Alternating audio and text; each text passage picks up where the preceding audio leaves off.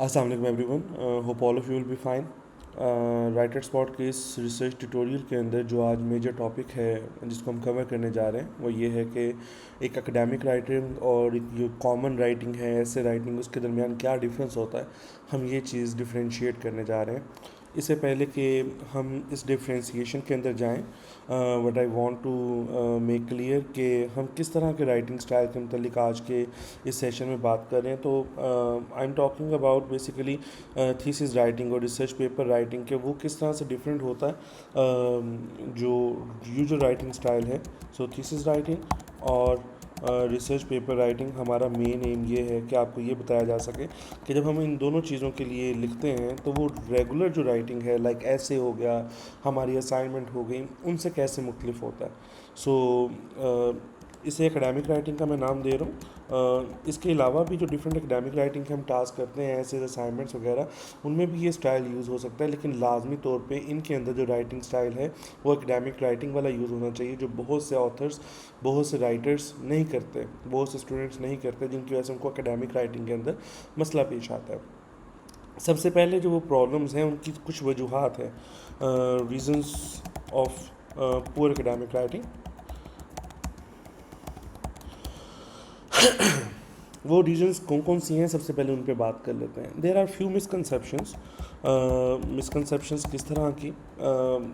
पहली जो मिसकंसेप्शन है वो ये होती है कि शायद जो एकेडमिक राइटिंग है, it's all about rephrasing of other people work.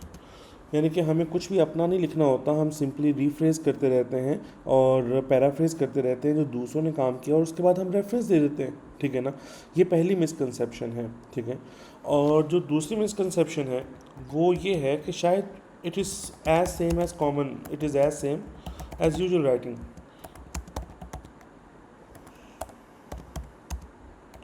और इसमें कोई भी डिफरेंस नहीं है। और जिस तरह हम नॉर्मल दूसरा राइटअप करते हैं, हम सिर्फ वैसे ही राइटअप करेंगे, बस आखिर में रेफरेंसेस दे देंगे, इंटेक्स साइटेशन दे देंगे। ये दूसरी मिसकंसेप्शन है। ठीक है ना? मैं समझता हूँ कि इन दो मेजर मिसकंसेप्शंस की वजह से लोग कभी भी अपने एकेडमिक राइटिंग टास्क के ऊपर या एकेडमिक राइटिंग राइटअप के ऊपर काम नहीं कर पाते। ठीक है। सो ये दो मेजर मिसकंसेप्शंस होने की वजह से पुअर एकेडमिक राइटिंग क्रिएट होती है। जैसा मैंने पहले कहा कि इस ट्यूटोरियल के अंदर हम बेसिकली एकेडमिक राइटिंग उसे कह रहे हैं जो हमें थीसिस और रिसर्च पेपर्स के अंदर करना पड़ती है। सो एक चीज़ क्लियर करते चलें कि एकेडमिक राइटिंग कम्प्लीटली पैराफ्रेजिंग नहीं होती। हम हमेशा अपने आर्गूमेंट को सपोर्ट करने के लिए, ठीक है, हम अपने आर्गूमेंट को सपोर्ट प्रोवाइड करने के लिए रेफरेंस देते हैं, ना कि सिंपली हम किसी की बातों को पैराफ्रेज करते जाएं और अपना कुछ ना लिखें किसी पर्टिकुलर पोर्शन के अंदर और उसको हम कह दें कि एकेडमिक राइटिंग है। नहीं, आर्गूमेंट को सपोर्ट करने के लिए साइटेशन, आर्गूमेंट को सपोर्ट करने के लिए रेफरेंस दिया जाता है। कभी भी टोटली किसी पेपर के अंदर आपको दूसरे लोगों की पैराफ्रेज की हुई चीज़ें नज़र नहीं आएंगी, आपको अपना भी कुछ कहना पड़ता है। अदरवाइज़ कभी भी एक लिटरेचर दूसरे लिटरेचर के अंदर कोई बॉडी ऑफ नॉलेज के अंदर इजाफा ही ना कर पाए ना। सो इसलिए आर्गूमेंट को सपोर्ट करने के लिए हमें साइटेशन देनी है, ना कि सिंपली साइटेशन देते जानी है। सो ये कुछ मिसकंसेप्शंस होती हैं और उसके अगेंस्ट ये एक कॉमन आर्गूमेंट है जिसके अकॉर्डिंग मैंने आपको बताया कि क्या डिफरेंस हो है एकेडमिक राइटिंग में और इन कंसेप्शंस के अंदर, क्या इनका सोल्यूशन क्या है इन मिसकंसेप्शंस का। हम अपना टाइम मज़ीद ज़ाया नहीं करते आप लोगों का, हम चलते हैं डायरेक्टली प्रैक्टिस की तरफ कि किस तरह से एकेडमिक राइटिंग डिफरेंट है एक रेगुलर राइटिंग से। सो मैं एक माइक्रोसॉफ्ट वर्ड के डॉक्यूमेंट के अंदर आ जाता हूँ और यहाँ पे हम लिखते हैं, let's suppose technology is the most needed thing right now in the world.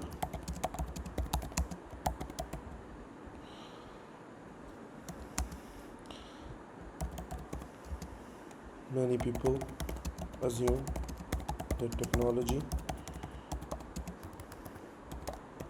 is inevitable for a good lifestyle.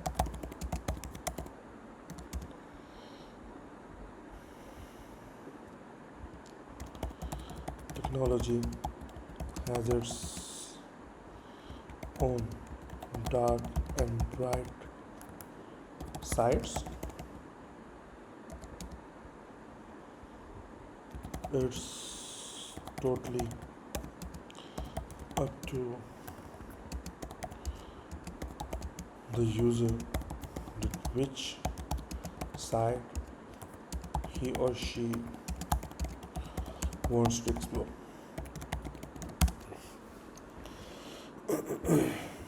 So that's it. कुछ हमारे जो एरर्स हैं, राइटिंग एरर्स, वो माइक्रोसॉफ्ट वर्ड इटसेल्फ हाईलाइट कर देता है, तो मैंने इन 3 लाइंस के अंदर उन एरर्स को आप कहने के रेक्टिफाई कर लिया। I have zoomed it for you ताकि आप बेहतर तरीके से इसको देख सकें। So let me read it for you these 3 lines. Technology is the most needed thing right now in the world. Many people assume that technology is inevitable for a good lifestyle. Technology has its own dark and bright sides. It's totally up to user that which side he or she wants to explore. अब अगर हम Microsoft word के grammar और तमाम rules को understand करें और उसके ऊपर रिलाई करें तो ये 3 लाइंस ग्रामेटिकली करेक्ट है, ठीक है ना. इन 3 लाइंस में ग्रामेटिकली कोई एरर नहीं है. बट बीइंग अ रिसर्चर और बीइंग अ रिसर्च स्टूडेंट, मैं समझता हूँ कि ये एकेडमिक राइटअप नहीं है, ठीक है ना. कुछ लोगों को जब कहा जाएगा अच्छा यार ये एकेडमिक राइटअप नहीं है, तो फिर एकेडमिक राइटअप क्या होगा, ठीक है ना. तो वो सबसे पहले शायद इसके अंदर रेफरेंसेस साइड करना शुरू कर दें कि अच्छा ये किसने कहा, ये किसने कहा, ये बात किसने कही, ये बात अगर हम उस पर रेफरेंसेस दे देते हैं तो ये एकेडमिक राइटअप के अंदर कन्वर्ट हो जाएगा, जो मेरा ख्याल है कि ठीक नहीं है. मेरा ख्याल है कि हमें पहले एक स्टेप पीछे आना पड़ेगा. हमें देखना पड़ेगा कि इस बेसिक राइटअप के अंदर प्रॉब्लम क्या है. जो इस बेसिक राइटअप के अंदर प्रॉब्लम है वो ये है कि हर लाइन दूसरी लाइन के साथ कनेक्टेड नहीं है. कनेक्टेड डजंट मीन कि हमें ये फुल स्टॉप ख़त्म कर देना चाहिए और ये लाइन इस तरह से आ जाए, ठीक है ना. No, it doesn't mean. Connected means कि इस लाइन की सेंस अगली लाइन के अंदर कन्वर्ट होनी चाहिए. इस लाइन का अगली लाइन के साथ, इस लाइन का पिछली लाइन के साथ, इस लाइन का अगली लाइन के साथ, इस लाइन का पिछली लाइन के साथ एक रिलेशनशिप होना चाहिए. अगर आप स्टोरी पढ़ें, आप नावल पढ़ें, तो आप देखते हैं कि उसके हर पार्ट के अंदर कोई ना कोई कनेक्शन मौजूद होता है. वो कनेक्शन उस राइटअप को ब्यूटीफाई करता है. इसी तरह से एकेडमिक राइटिंग के अंदर भी हमें अपने सेंटेंसेस के दरमियान कनेक्शन जनरेट करना सबसे ज़्यादा ज़रूरी है. फॉर एग्जाम्पल, मैं एक नाइफ से एफर्ट करता हूँ. Technology is the most needed thing right now in the world. Many people assume that the same technology is inevitable for a good lifestyle. Furthermore,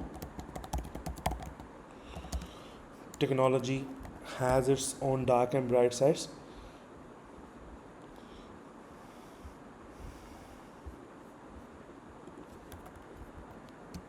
And this is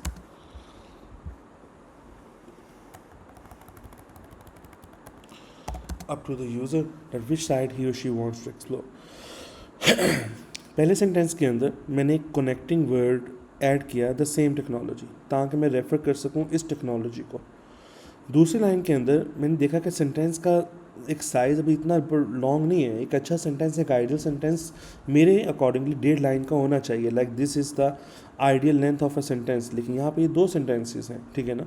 हम connecting words के साथ एक sentence को 1.5 line का बना सकते हैं.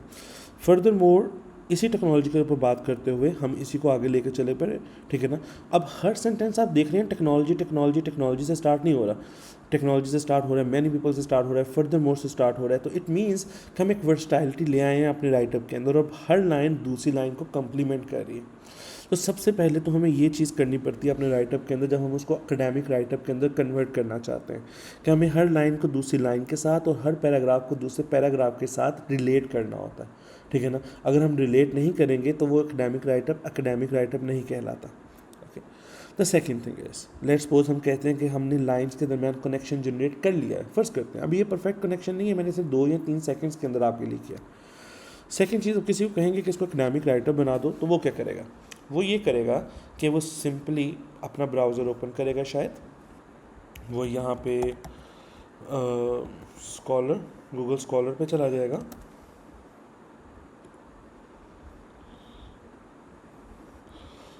Technology type करेगा,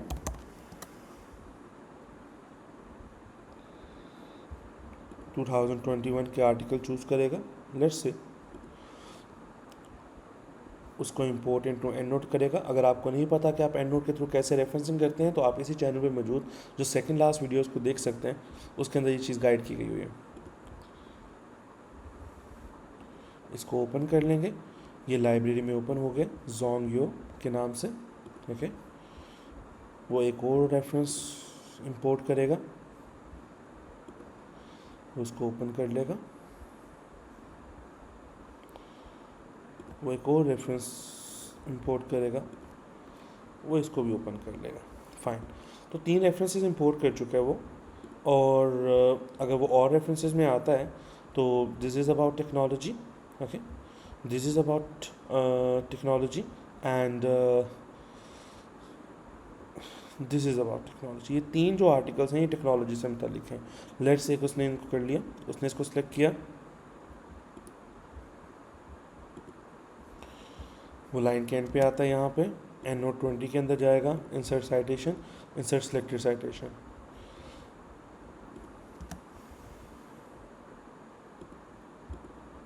सॉरी, उसने दूसरा रेफरेंस चूज़ कर लिया, वो यहाँ पे आके insert citation, insert selected citation, okay, and finally वो यहाँ पे आता और इन शम्सी, और वो यहाँ पे भी वो रेफरेंस साइड कर देता। अब वो जब ये तीनों रेफरेंस साइड करेगा तो वो कहेगा कि जनाब ये एकेडमिक राइटअप है। वो एकेडमिक राइटअप इसको इसलिए कहेगा क्योंकि हर लाइन किसी ना किसी सोर्स के थ्रू आ रही है और हम उस सोर्स को साइट भी कर रहे हैं, ठीक है ना। लेकिन as per being a research student मुझे लगता है कि नहीं, ये एक अप्रोप्रिएट रेफरेंसिंग स्टाइल या एक ये अप्रोप्रिएट तरीकाकार नहीं है रेफ़र करने का, ठीक है ना।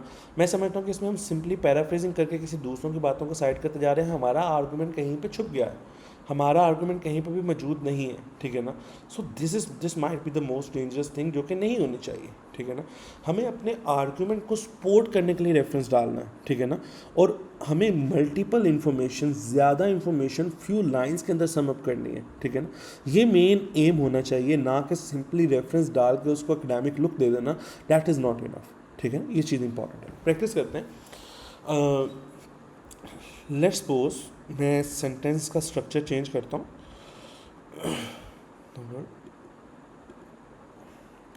As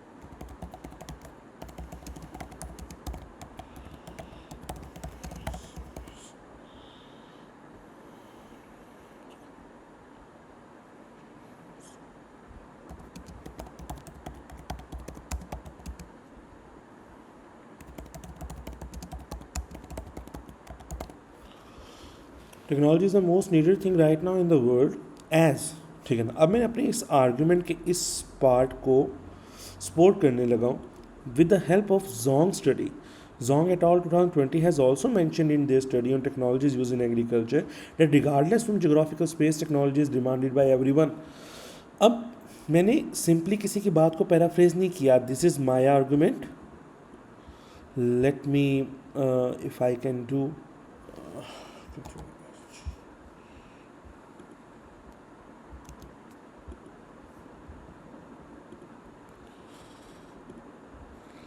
this is my argument, and then I have used this particular reference. If I can highlight it in different color, and I have used this argument, sorry, this is invisible.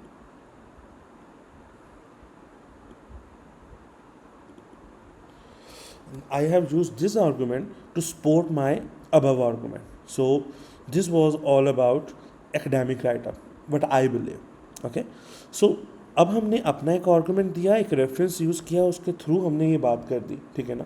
ज़रूरी नहीं है कि जब भी हम किसी के author के रेफरेंस को यूज़ करते हैं उसको तब रेफरेंस पे मिडल में ही आएगा अपने आर्गूमेंट को सपोर्ट करने के लिए, ठीक है ना। सो ऐसा ज़रूरी नहीं होता। किस तरह से ज़रूरी नहीं होता, let me go back, convert into normal sentences.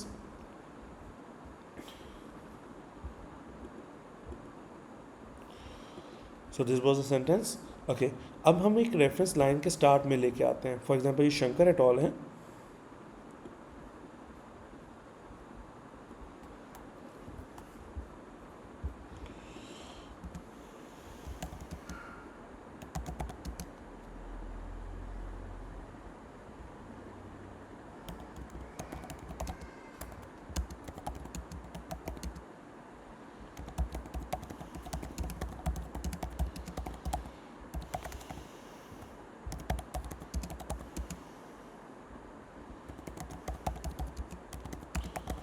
with human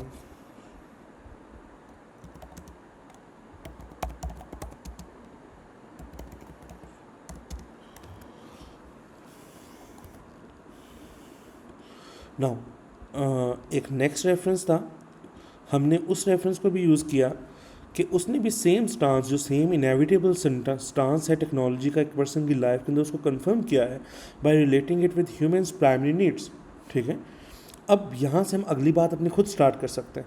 so again connection भी डेवलप हो गया, has inevitable the same inevitable sentence के थ्रू जो पीछे चल रहा है। ठीक है ना, हमने अपने इसी आर्गूमेंट को सपोर्ट करने के लिए एक अगला रेफरेंस दे रहे हैं। ठीक है ना, अब ये लाइन के स्टार्ट में आया लेकिन स्टिल ये हमारे जो आर्गूमेंट है उसी के आगे एक कंटिन्यूटी है। ओके, इसको मज़ीद थोड़ा सा इम्प्रोवाइज करते हैं। Furthermore technology has its own dark and bright sides.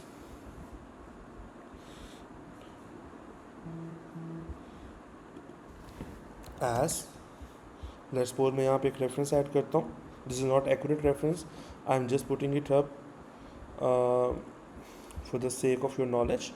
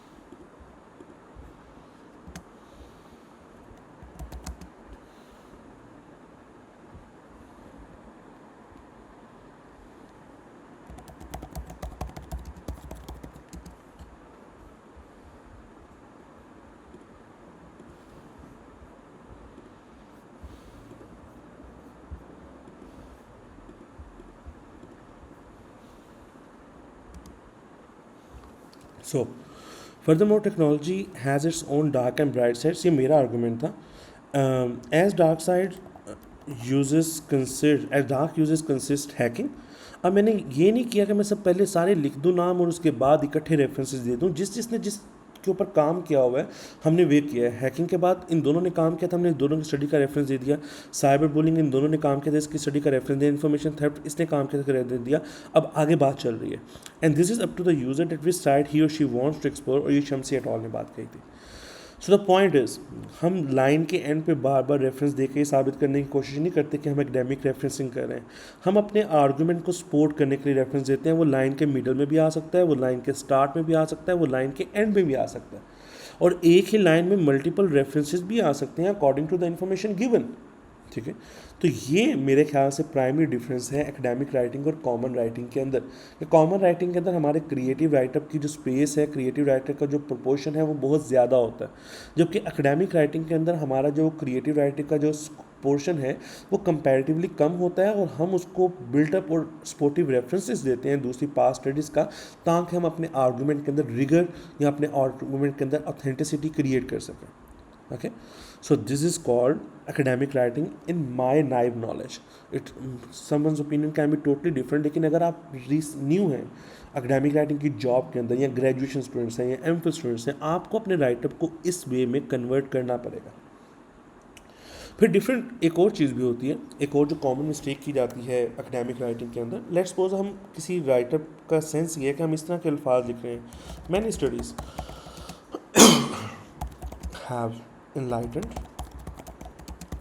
that technology might overcome human beings in near future.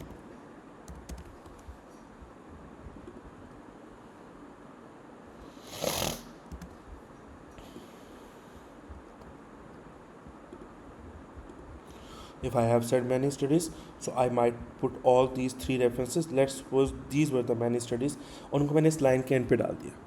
अब टेक्निकली लाइन समहाउ ठीक है, इसमें कोई प्रॉब्लम नहीं है, लेकिन एकेडमिक राइटिंग ये डिमांड करती है कि जैसे ही मैंने ये वर्ड लिखा है ना, मैनी स्टडीज़, ठीक है ना, तो ये रेफरेंसेस जो से हैं सारे के सारे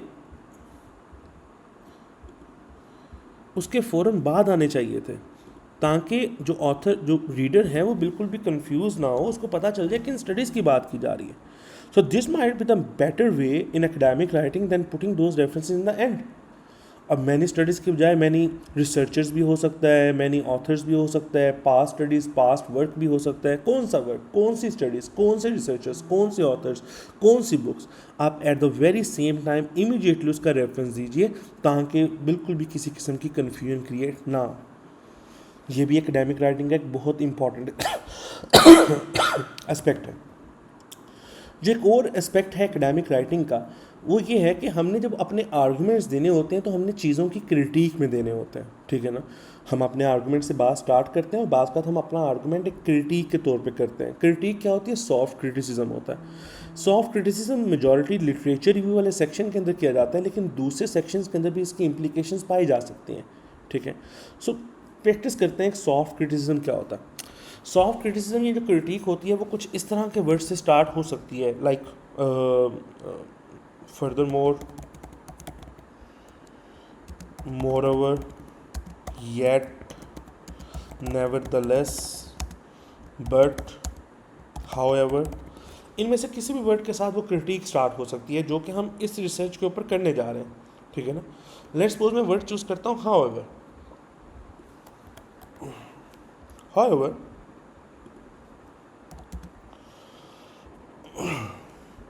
those studies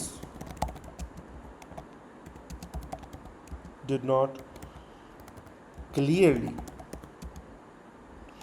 highlighted the manner in which that overtake will be possible.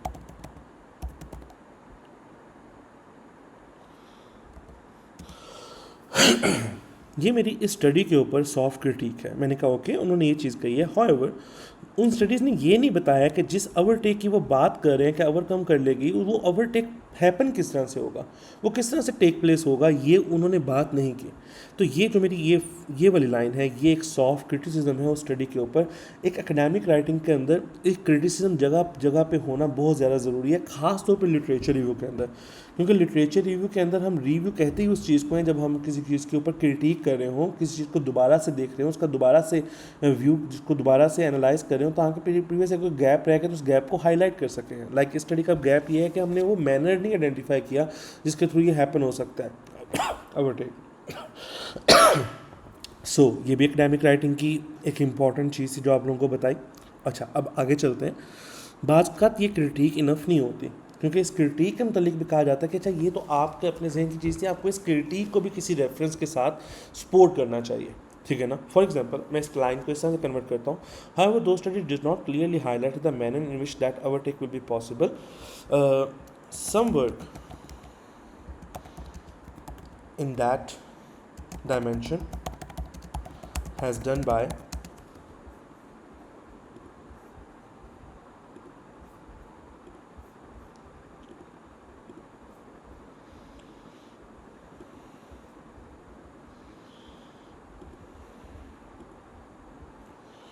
who used industry reliance on robots as primary method of such takeover. अब मैंने कहा है कि ठीक है ये गैप एग्जिस्ट करता है. हाँ, उस गैप को कुछ हद तक इस पर्टिकुलर पर्सन ने अपनी स्टडी के अंदर कवर कर लिया है, but still significant gaps are there to fulfill for future researchers in academia, agriculture, and other economical aspects.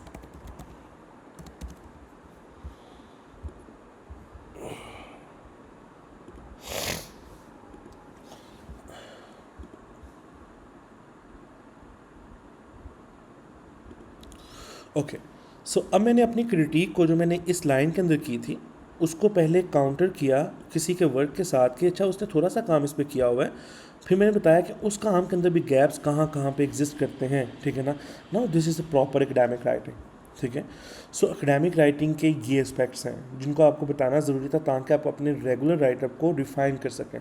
पहले आपको रेगुलर लाइंस लिख के दिखाई, फिर आपको बताया कि किस तरह से सिर्फ लाइन के एंड के ऊपर रेफरेंस डालकर हम समझते हैं कि हमने एकेडमिक राइटिंग कर ली है। नो, ऐसा बिल्कुल नहीं है। फिर थर्ड नंबर पे आपको बताया कि अच्छा फिर अगर एंड पे नहीं करनी तो करना क्या है, हमने अपने आर्गूमेंट को सपोर्ट करना है रेफरेंस के थ्रू, हमने आपको वो सिखाया।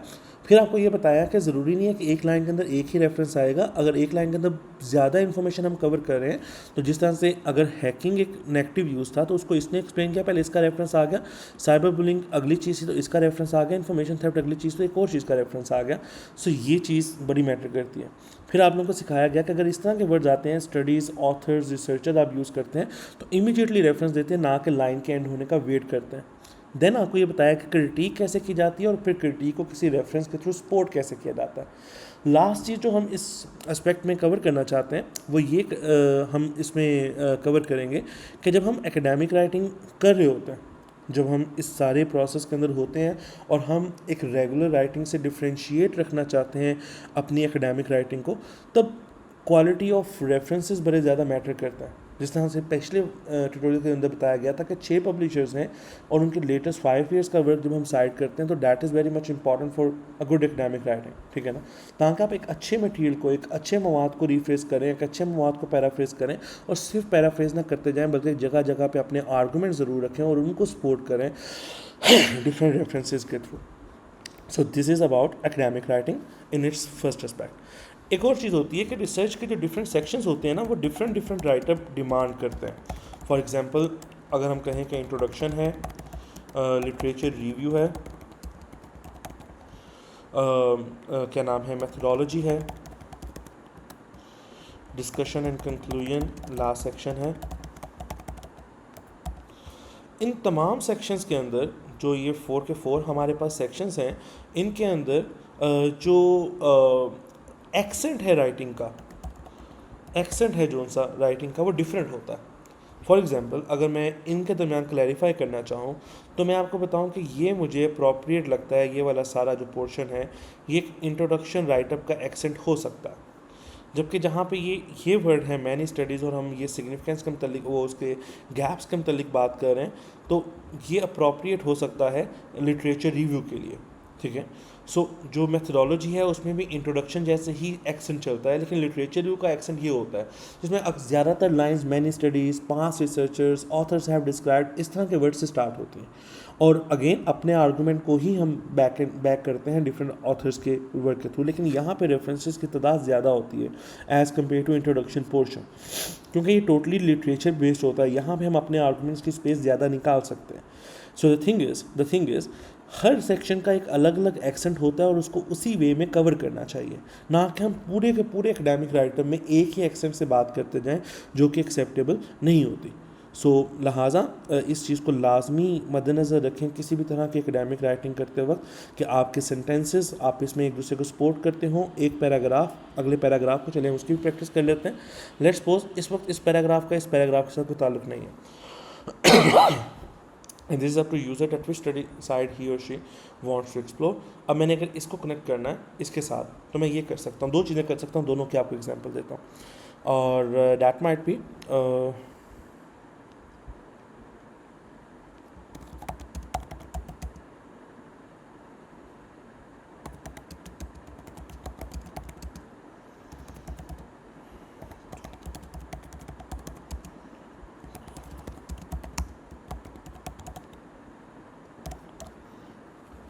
चूँकि मुझे पता है कि मेरा जो नेक्स्ट पैराग्राफ है वो ह्यूमन टेक्नोलॉजी फाइट या ह्यूमन टेक्नोलॉजी टेक ओवर के ऊपर है, तो मैंने अपनी पिछले पैराग्राफ की आखिरी लाइन के अंदर ये हिंट दे दिया है कि दिस ओपन मतलब ये सारा जो चीज़ है इसने ओपन अप कर दिया एक नई debate human technology fight and survival के ऊपर, और वो human technology fight and survival अगले पैराग्राफ के अंदर एक्सप्लेन की जाने लगी है।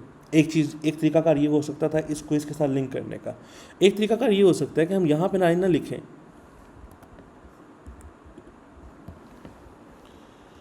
हम यहाँ से लाइन स्टार्ट करते हैं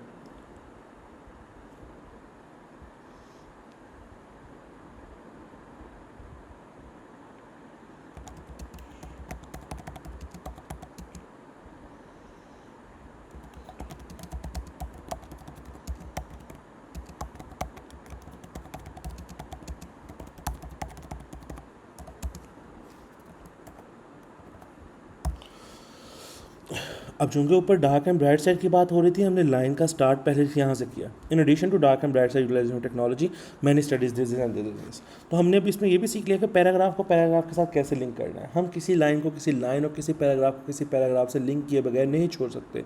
अगर हम छोड़ेंगे तो उसको एक अच्छा राइटअप कंसीडर नहीं किया जाएगा। So this was all about today small session कि हम एक अच्छी एकेडमिक राइटिंग किस तरह से कर सकते हैं और उसको किस तरह से डिफ्रेंशिएट कर सकते हैं अपने यूजुअल राइटिंग स्टाइल के थ्रू। हर रिसर्चर की अपनी अप्रोच हो सकती है, कुछ इससे बेहतर भी गाइड कर सकते हैं, but this small tutorial was made for MPhil and graduation level researchers. PhD level researchers can also use the same type of approach, but they can also explore different lengthy tutorials on the very same subject जिन्होंने इससे भी ज़्यादा depth में जाके ये same चीज़ समझाई होगी।